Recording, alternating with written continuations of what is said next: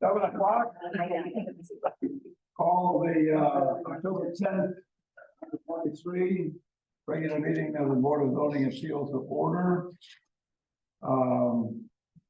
Board of Zoning Appeals, the BZA, is a local government body that is empowered by state law to consider granting relief from the requirements of the zoning ordinance. BZA is considered an administrative board that is quasi-judicial in nature. The quasi-judicial entity operates more like a court than a legislative body and uses many standards and procedures like the courts. BZA decisions are required by state law to be guided by specific criteria and made based upon the facts, not opinions. BZA decisions on each request stand alone and do not set precedent for future requests. Robert, would you be good enough to perform the roll call to establish that we have a quorum? Yes. Pat Rigby, Present. Walter Grabowski, Present. Jim McLean, Present. Jeff Swander, Present. and Kit Tyler is I absent. had called her and left a voicemail message. I didn't hear back. But I assume we have a quorum. We have one. Cool. I move to approve the agenda for the October 10th, 2023 regular meeting of the Town of Clear Lake BZA. Do I have a second? So moved. I have a motion and a second. All in favor, say aye. Aye. Opposed, same sign. Any abstentions? Motion to adopt the agenda is carried. Approval of the minutes of the August 8th, 2023 meeting. Are there any questions or corrections to the August 8th, 2023 meeting minutes? Look good to me. Great. Hearing no comments or corrections, do I have a motion to accept the August 8th, 2023 minutes as written? Make a motion to accept meetings. Do I have a second? So moved. I have a motion. I have a motion and a second. All in favor? Aye. Aye. Any opposed or the extension? Motion to accept the August 8th, 2023 meeting minute as written is carried. As there are no budget items, we move right to the variance request. 2023-04A and B. There are two requests for variances from development standards by Todd and Barbara Rumsey, 432 Point Park Drive. Here's the process we're going to follow. Our zoning administrator, Robert Hawley, will summarize the two requests and certify that the public notices have been met. I'll ask for the floor to be open to the public. At that point, we'll hear the applicants or the representative's presentation of both various requests, A and B, followed by the zoning administrator's summary of the communications he received concerning each of the two variance requests, followed by public comments in favor of either of the two variance requests, followed by public comments in opposition to either of the two variance requests, followed by the applicant's rebuttals if appropriate. And note, please, that the BZA members will be given the opportunity to ask questions following each speaker. We'll close the public hearing. Then the BZA will move to a decision on the first variance, 2023-04A. Robert will restate the variance request, and then we'll proceed. BZA will proceed to a discussion and then a final action. Then we'll move on to the same sequence of events for 2023-04B. Robert, would you please summarize the applications and the using of reference? Yep.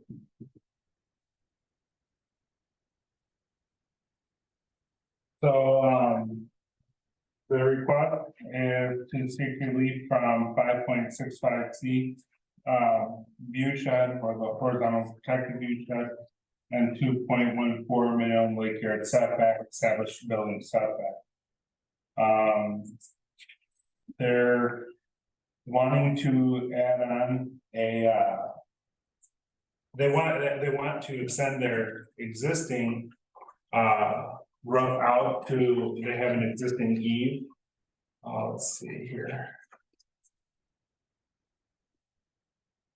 rights. So, they're looking to extend out. Two portions of their covered roof over their existing deck. And then enclose a portion of their roof, covered deck. To a conditioned space. Sorry.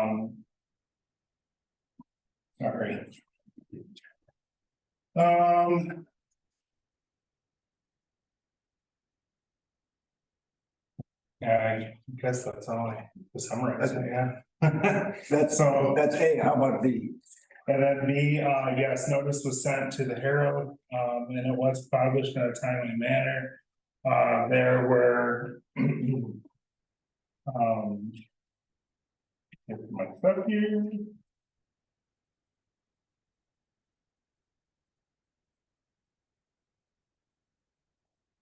I know there were three, or four public notices or. Public notice certified letters, and I believe there were 13. That were courtesy notices, they all were received by the appropriate parties.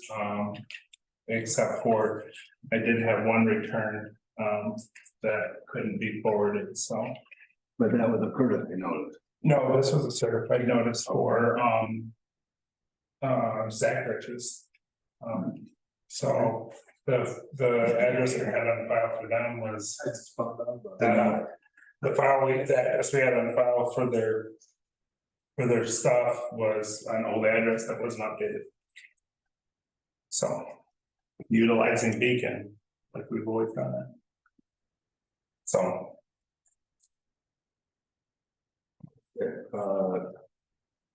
The second variance request was the established building setback. Yes, sorry, I did it together. The second variance request is the established building setback request. Which circumferences of those three areas that were in pink. And I can go back to that here in a minute. As you guys can tell, there was a line, a green line, to the back of the house. Between their neighbors. Where their points of their house are, that's the line that, our ordinance would, qualify as the established building setback and. Would normally want to push any development behind that line, so. As you can see, their house is, a good portion of it is in front of that line, so. But other than the pink changes, they're not doing anything else. In front of that, on the lakeside of that line, are they? The pink change is the only thing they're doing in front of that, line. And so the second variance request is just because of an existing structure. Correct. They modified. Yeah, so that's the three areas, and then the first variance request is just that one corner where, other green and the horizontal is the horizontally protected view shed. Just to the lakeside of the green line, the diagonal green line. Correct. Cool. Thank you very much. We have the requirements for legal public notice has been met. Mike, if we couldn't get in touch with the Zach, if we didn't notify the Zackages because the address on file was. Are you, Zackages are here, so that makes that move. No, good, like you do. I said, I think it's good. Thank you very much.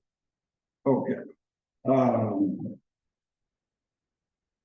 Any BTA, Robert?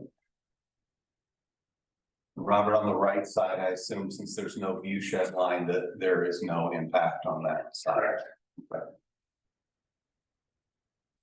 Do I have a motion to open the hearing to the public? Motion to open to the public. Second, all in favor? Aye. No opposed, no abstentions, motion to open the meeting to the public is carried. I invite the applicant or the representative to present both requests, please. Good evening, I'm Todd Rumsey. I have for you my 7 copies of everything. They're also numbered for reference. I get number 7. Yeah. And you noticed there, I included, so I know who did not turn in their papers at the end of the night. But I'll try to reference the existing page numbers that Robert might be able to follow on the screen. But as you've heard, we're looking for two items of relief from the current UDO, both involving the extension. If you can you leave that last one up? Yeah, perfect. Extending our current roof line to its southernmost border. So this gutter does not change. What we're asking to do is extend the roof to be straight across with the gutter. In the process, we actually lower the pitch of the roof, lessening the impact from horizontal. What you see is the footprint of the house in front of the green line, which is the setback relief we're asking for, does not change. So anything we will do is within the confines of current gutter, with the exception of these, and we're just asking to square off these gutters to maximize the under roof space. So having said that, the back green line is the result of being the first house to improve in the neighborhood. And then as other houses improve, the setbacks move back to where this house was built 100% compliant when it was built with the current UDO. And then as Zacharich's tore down, they had to move back to comply with where ours was and where Zeller's is. And Rockwool's did the same thing. So it just keeps pushing back. So this is a byproduct of how that works. And so that is the unique part of our project, in that it's just a function of the way the UDO works. So I don't know if there are specific questions you've had, and I don't have a lot to present because it's pretty straightforward. We've spoken with our neighbors. I think they've responded as they feel appropriate. I know that we've had a very specific conversation with Zacharich's, and they can speak to their opinions on it, but we believe that the impact to the neighbors will be minimal, and the value to the use of the house will be enhanced. I don't know, I have a note from my pastor and from my mom, but I can't. I got a couple of questions. The first on the, what would be the extensions effectively there on the front? Is that going to require any additional structure underneath to support those that doesn't exist today, or is that going to kind of flow out there? If we can just invert this L, so this post comes to here. And the Rockwool view shed is not impacted. Right. Then this inverts to, not to the edge of the deck, but to the edge of where the two gutters would intersect. So that's about 5 feet. Right. But is there structure currently there to support that post move, or that's something you're going to put in? Well, there's not a post there. Right. I didn't know if there was something on the deck area there that would support that, or if you're No, well, basically going to basically, or whatever. well, the deck itself has footers that the deck sits on, but I don't know but that footer is right here and right here. Right. So there would be something in between. So you're going to ground is what I'm. We'll go trying to down. Yes, sir. That, okay. Is there screening or 3-season enclosure there, or? There is no plan for, there's no screening at this point in time. If there were to be screening, it would not be permanent screening. Because the whole purpose we don't have insects with the windy nature here. So there would be no screening. There is, if you look at the elevations, there is some privacy screening along here. But But that's not impacting. Yeah, the only impact is the pink, upper pink corner on the Zacharich's side. Correct. And there's no plan for permanent screening of any point at any time. Thank you. Any other BZA members, any other questions on the BZA members, or anybody feel a need to go further with the elevations and stuff. I believe the elevations are presented as well. If you look at your page.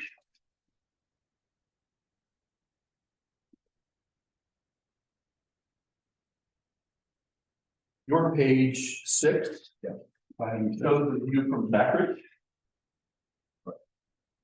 And that represents that post you're talking about. Because it is pure east to west view, the screening you see is on the west side of the porch, not the east. As you look through, makes sense. Okay. I think if you look at page 5, I believe you could, well, you wouldn't have a current, but the pitch of the pitch of the roof of the porch goes from like a 5/12 to about a 3/12. So it flattens that in the process. And lots of reasons, but at the end for the Zachary's, it lowers the impact of that view shed.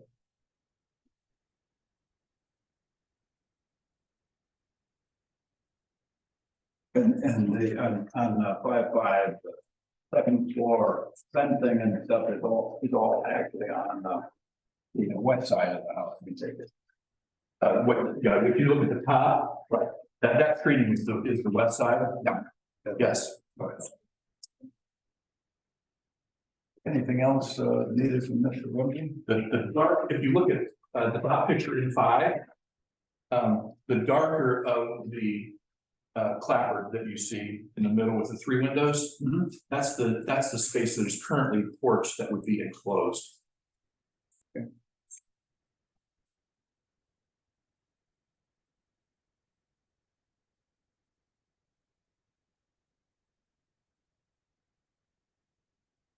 We're really complex and require a lot, but I just don't think there's a ton to it. I think we're good. Thank you. Unless there's any other questions. Mr. Holmes, responses from the adjacent property owners and interested property owners. Adjacent property owners are the contiguous ones that were sent to certified requests. They were delivered.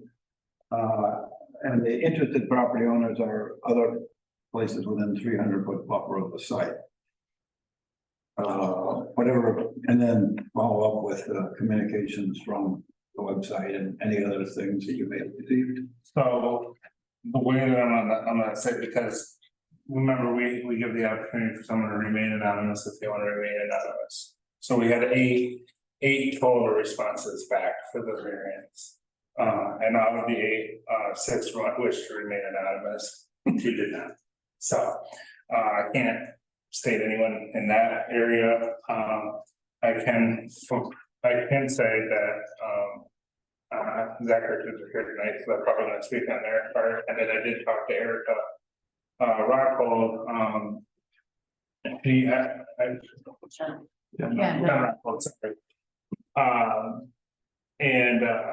She she didn't see any issue when I spoke to her on the phone, but I didn't see any correspondence come through on paper. So overall, for both variances, the support was 8 for support and 0 for opposition, and I received no comments for all 3 fixed findings.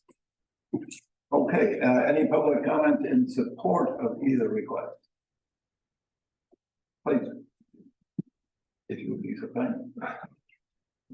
John Zachrich, 434. We're next door neighbors and we have no problem whatsoever with what they want to do.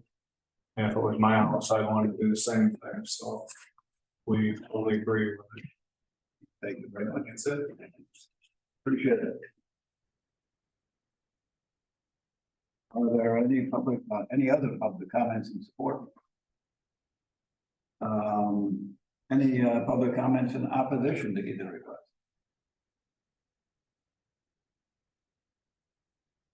I guess there's no need for Mr. Rumsey to make any follow-up rebuttal.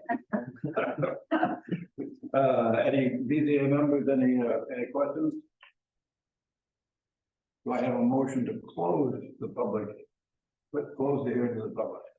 I'll make a motion to close. Do I have a second? Let's go ahead. All in favor? Aye. Motion to close the public hearing is carried unanimously. Our zoning administrator would typically restate the variance request A, summarize the variances and the video portions, but I don't know that that's necessary. That report? Yeah, I think you probably covered most of it. I did, I was actually trying to find that earlier when I was fuddling about with my words and all that whatnot. There is a staff report on file that basically states everything, the publishings. It shows, the application, and all the supportive, documentation there is on file. Do I have a motion to proceed to final action, variance request 2023-04A? What is it for? We're gonna vote on these separately. Because. So for a motion, Please, so moved. second. Second. Okay, I have a motion and a second, all in favor? Aye. Okay, so we're gonna move on to final action.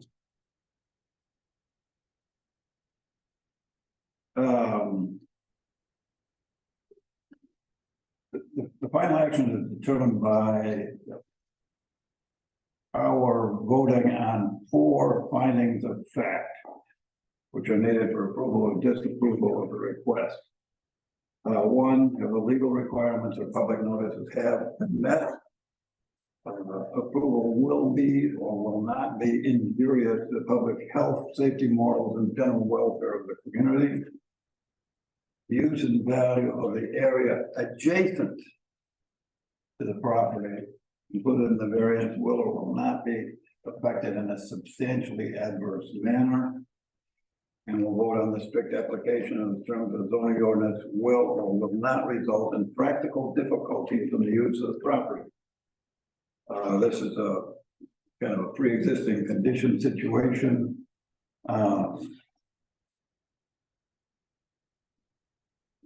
UDO, section 919, variance 7A decision on development standard findings of fact, approval of findings, maybe in the form of a general statement, disapproval of any of those 4 findings of fact, would specify the reason for non-compliance.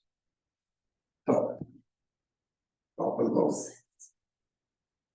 Motion to vote on A. We vote on A? Mr. Robert? Second, All in favor?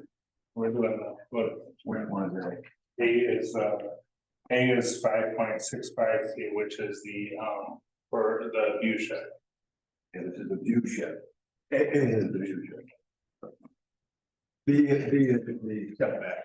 Just like this. Okay, so I have a motion and a second, all in favor of voting? Aye. aye. Motion carried. So let's vote.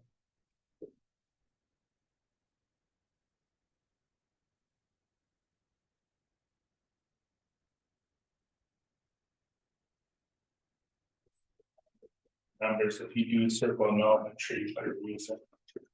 Please. And a reminder for the public, there is no secret ballot, so even though they're voting by a written ballot, those ballots will be available to the public to view at the end of the hearing. The ballot process is something that we inherited from Steuben County. They use it and it seems to make the whole thing go a lot quicker and easier. Otherwise, you're voting in double negative.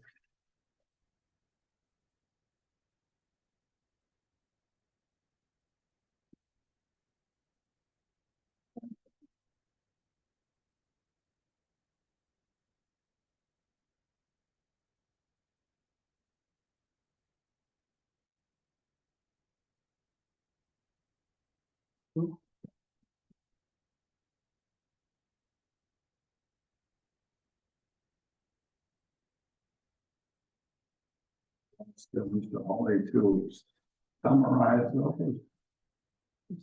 And report them to the hearing. All right, so I'm just gonna read out one by one and, we'll go from there. So for number one, the legal notice has been provided in accordance with applicable Indiana code, and the notice has been made to appropriate landowners, sorry. 4-0 for yes. The approval will not be injurious to the public health, safety, morale, and general welfare of the community. The vote is 4-0 yes. The use and value of the area adjacent to the property included in the variance will not be substantially affected in an adverse manner. The vote is 4-0 for yes. Strict application of the terms of the zoning ordinance will result in practical difficulties in the use of the property. The vote is 4-0 yes. Okay, thank you very much. That passes. Motion to vote on B. So moved. Second. Second. All in favor? Aye. Motion passes, carries, please vote.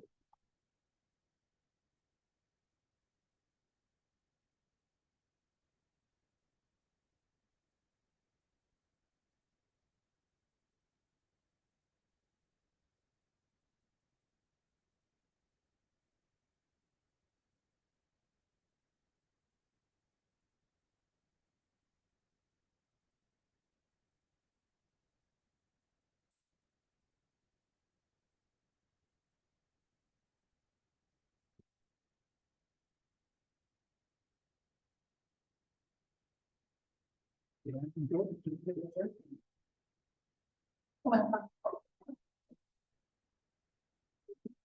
The administrator summarize those.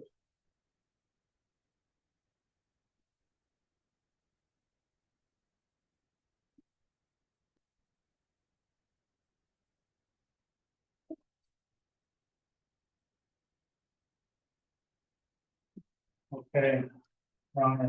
So again, for pitch number 2023-04B, the findings are as follows. Legal notice of the petition has been provided in accordance with applicable Indiana code, and notice has been made to appropriate landowners. The vote is 4-0 yes. So it's the result is to approve 2023-04B. Congratulations. to Randy. Oh.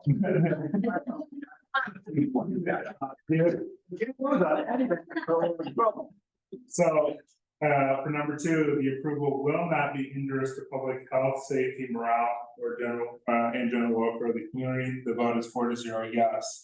Number three, the use and value of the area adjacent to the property included in the variance will not be affected in a substantially adverse manner. The vote is 4-0 yes. Strip applications in terms of the zoning ordinance will result in practical difficulties in the use of the property. Vote is 4-0 yes, with 4 yeas, or for all the approvals and no conditions is approved. So 2023-04B is approved. Congratulations. Now, Mr. Ramsey. And does this variance need to be reported with Steuben County? Yep, but I do that.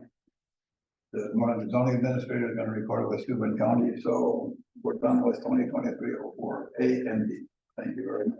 Mr. Ramsey, very nicely done. Thank you. When I find it up to the pasture, I'll do it. Yeah. Put it over.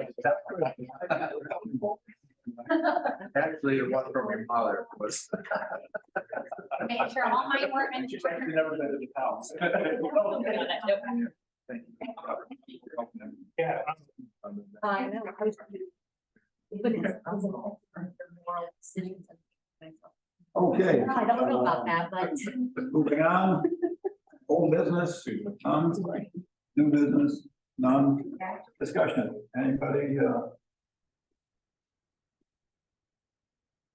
I don't have anything for tonight. I don't know. Motion for adjournment. So moved. Second. All in favor? Aye. Thank you for coming. If